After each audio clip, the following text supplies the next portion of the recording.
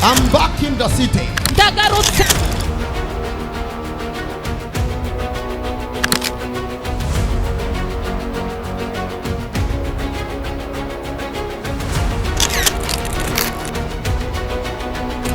So I'm coming there, and God gonna be with us. I bless you, and I believe it's only mercy.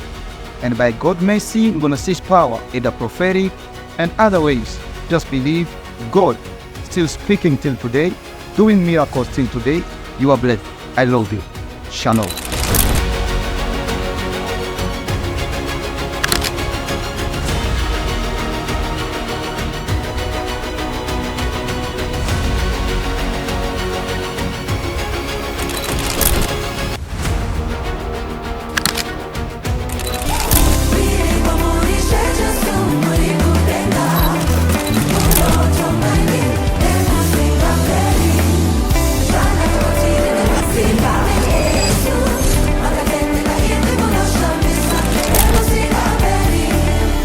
The prophet is in the town. C'est fini la récréation.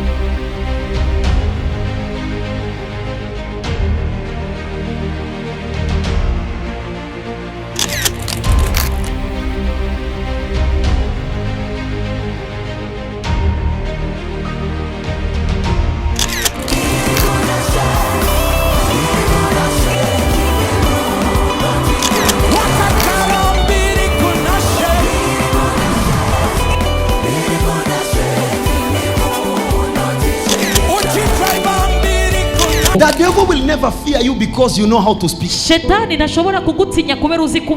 devil will never fear you because you are tall. The devil will never fear you because you eat too much. The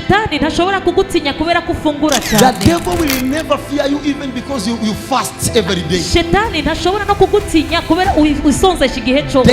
fear the amount of fire which you possess. The reason of demons to have free space in your life, it's because of the lack of fire. There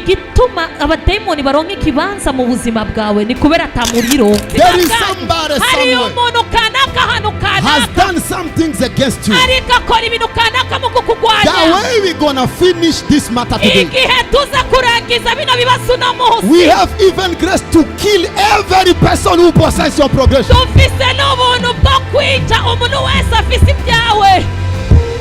Lift up your hand.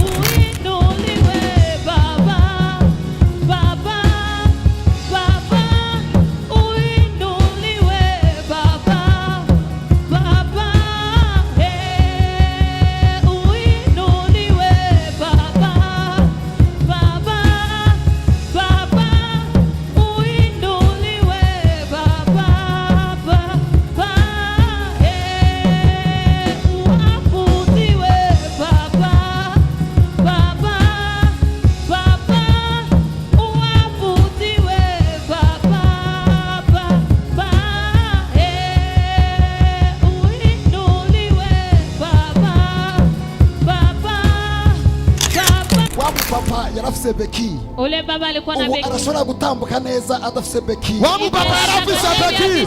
Ubu anashobora gutambuka neza atabeki. Anaweza kutembea bila beki. Umviriza. Imani gombikore ibintu bizokwemeza isi yuko Mungu wa manabii yuhai. Imani gombikore ikintu temeze shikimana uvugishwe hari. Huyo mtu anatoka Lubumbashi Kongo kuja kuombewa. Huyo mwana Lubumbashi Kongo aje kusengekwa. Hallelujah. There is a prophet. Bwana Yesu asifiwe. Je me sens soulagé. Tu te sens soulagé? Je me sens soulagé. Tu viens d'où? On m'a envoyé ici pour le prophète pour qu'il prie pour moi. Tu viens de Lubumbashi? On m'a dit que tu viens d'où? Je viens de Lubumbashi. Oui, Lubumbashi. J'ai quitté Lubumbashi, Bukavu. Navuye Lubumbashi na Bukavu hano. Oui.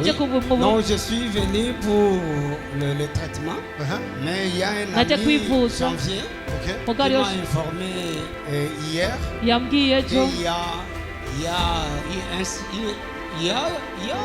un séminaire ici. Et je suis venu depuis à 14h.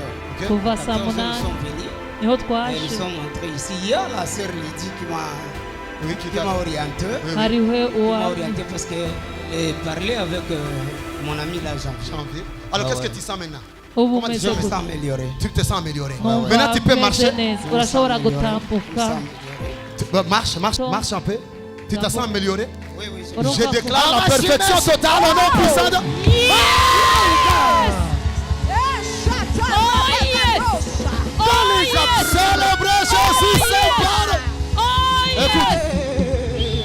Écoute, au nom puissant de Jésus, le Jésus de la Bible, Jésus le Créateur, je déclare la perfection totale au nom puissant de...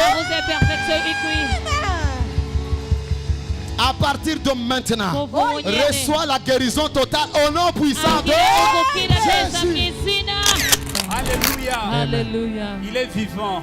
Jésus est ressuscité. Ni muzima Yesu yarazutse amashimwe Yesu. En fait, c'est une joie pour moi. C'est moi qui est venu important, papa, au dos en venant de Bukavu jusqu'ici. C'était pénible et difficile d'assister à ça. Mais en voyant ce que Dieu fait ce soir-ci, je confirme que Dieu est vivant.